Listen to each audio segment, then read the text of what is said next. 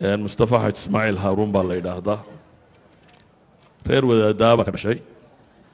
aabahay xaaji baa uu ku magac dheeraan sheekh uu ahaa awogay aw haaruun baa la odhan jiray awogay ka dambeeya aw yuusuf baa la odhan jiray reer culamo oo diin ku taxan ayaan ka dhashay reer ahaan gobolka burcaan ku dhashay waqtigii isticmaalkaanan dhashay intii aan dowladda Soomaaliyeed dhalanin dadka geedka hoostiisa ku dhashayna waa ka mid ahay inkastoo aabahay الله ونحرسته شن يا فرد سنوات وعدن دقنا 1963 بكسر نوضي لكن رقم كوحو هاي نسلامة الله درب بادية أي بادية كودشان يدو الذي هاي نختار كأي رجع شوقية وحاسي أنا سلامة الربين الله درب هو يدو بادية شوكته إن أي بادية لوصا أمره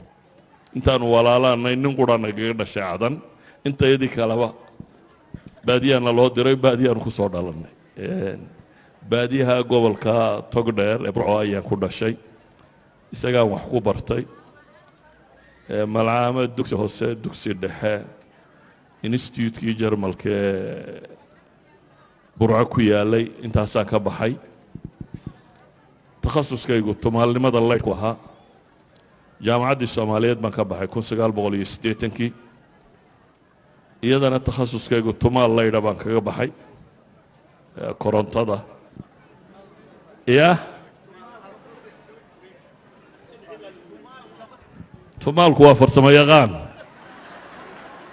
وافر سمايغان لايد باك بحي جامعة ده كدينا واحد نقضي معلم دوكسيكا فرسما ده قعنته جرمال كردستان كويا لما قال طبعا معلم كان نقضي مركان مدو سنة دي يبقى لها شوقي دولة الصوماليات باي حدي دولة الصوماليات مرة بوح بدنا كشيء لكن أنت ما يلوده وحكو حدي ترتيب وان صومرة ستيشن بوليس ولا يقول حدي NSS ولا يقول حدي حرق قلوده ولا يقول حدي حرم ملتري ولا يقول حدي دبرتشوي ولا يقول حدي شيل ولا يقول حدي ولقينا محكمة لي متى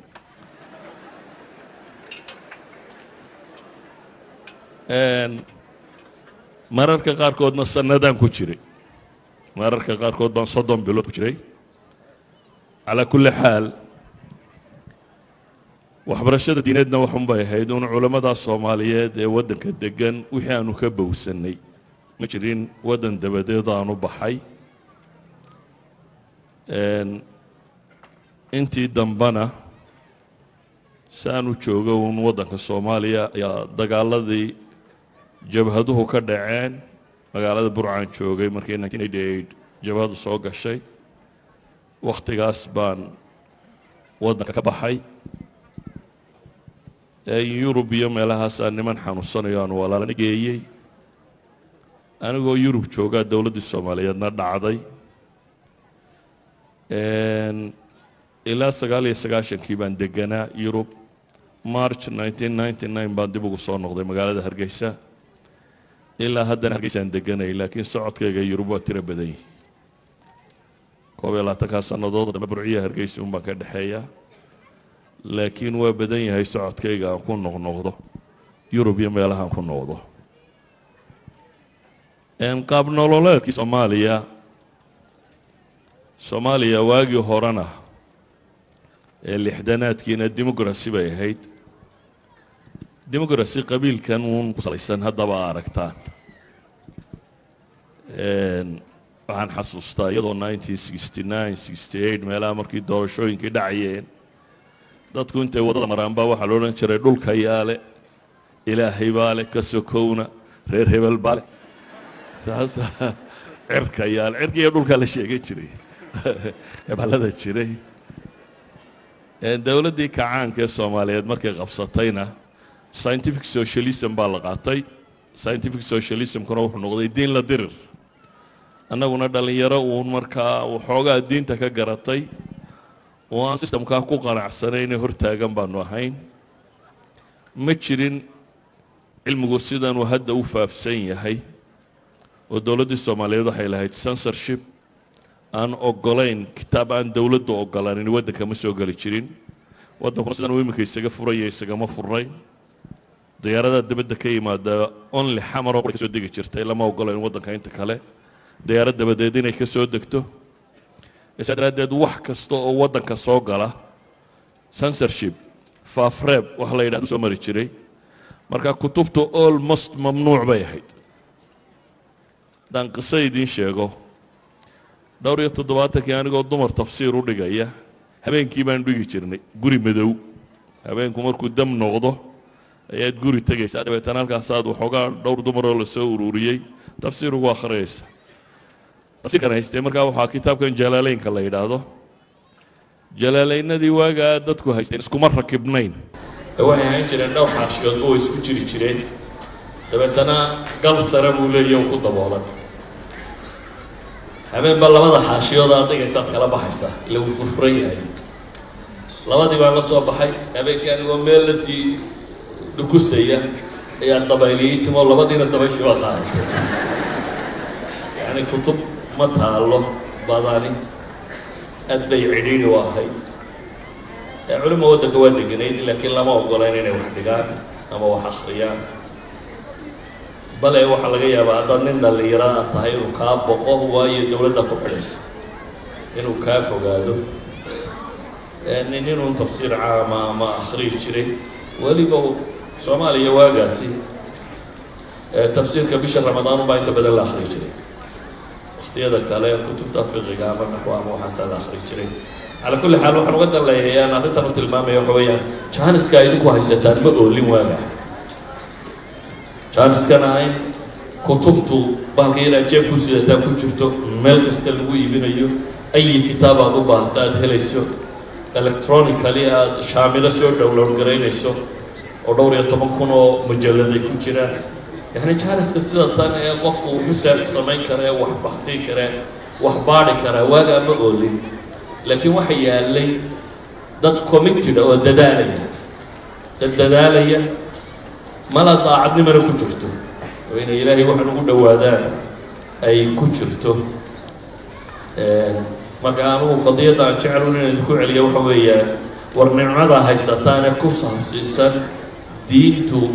sida ay maanta u fududahay inuu qofku barto may jirin may oolin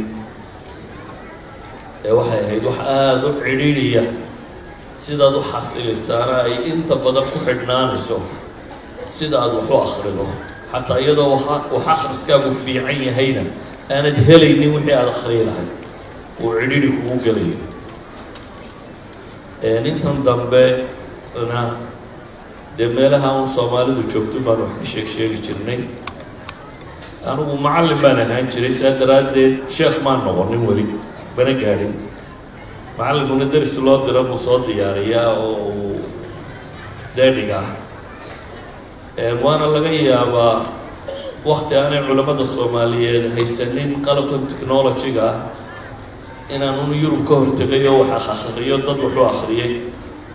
waxaan xasuustaa cajaladahan ugu badane hore ee nayntiyadii dadku dhegaysan jireen maqaaxaan ku akhriyi jiray Soomaaliyada oo Norway maqaaxid Somali Welfare la yiraahdo Somali Welfare Organization ayaan ku war labadii toddobaad maalin wax maydeen akhriyaa oo ka sayraadeen ha niman carabaha ka tagay oo aan diinta isku fiicnayn baa ku badnaa markaasaan bilaabay inaan muxaadaraad xawla al-iimaan arkaan al-iimaan iyo xawla al-xadaara al-islaamiyya inaan ka warramo nin dhalinyaro baan hadal badan 2 saac iyo dheeraad baan maalin ilaa toddobaad afar iyo tobankii cashaan mar helaya markaa waxay noqotay markaa inaan 2 saac iyo dheeraad hadlo dadka markaa cajaladahaas baa soo gaadho markaas la siiyay malaa ninkan sheekh weyn waa sheekh weynna marna ma noqonin laakiin uun fursad aanay jirin anigu in wax la duubo maan rabin waxaan xasuustaa waxba ha duubinaan ku yidhi nin dhallinyaraa baa intuu kamarad iska soo qaatay buu wuxuu yidhi sheekha ma fadhiyo wax akhriya ma iska tag halka dambe la fadhiistay markaa waxaan kala doortay inaan wax akhriyo iyo inaan iska tago markaasaan iska akhriyey dariskii dambaan imi maalintii dambe cajaladu sidan imanka ay u badayn uma badnayna VHS bay ahaan jireen VHS-kana warshad baa badin jirtay keliya intay cajiladii qaadeen bay warshad geeyeen dabeetana dhowr boqol cajiladood bay ka dhigeen iyagoo meesha ku iibinayaan ugu imin cabdillaahi xuseen kaahiye la yidhaahday iyo inaa loorana la yidhaahday axmed baaruud iyo iyagoo iibinayaan waar waa sidee dee waxaana iibinaysaa waxay dhahayn sheekh masaajidkaan kirada kaga bixinayna markaasaa iska aamusoo sirida masaajidkaan kirada halagaga bixiyo marka waxaan dadku duubayna anigu kuma talagelina inaan duubo tvna weli ma tegin raadiyona weli ma tegin wadaadku su-aalaha badan uu dadka weydiinayana malaa in isagu ka jawaabaa bay ku fiican tahay anigu intaasaan ku gabagabaynaya wasalaam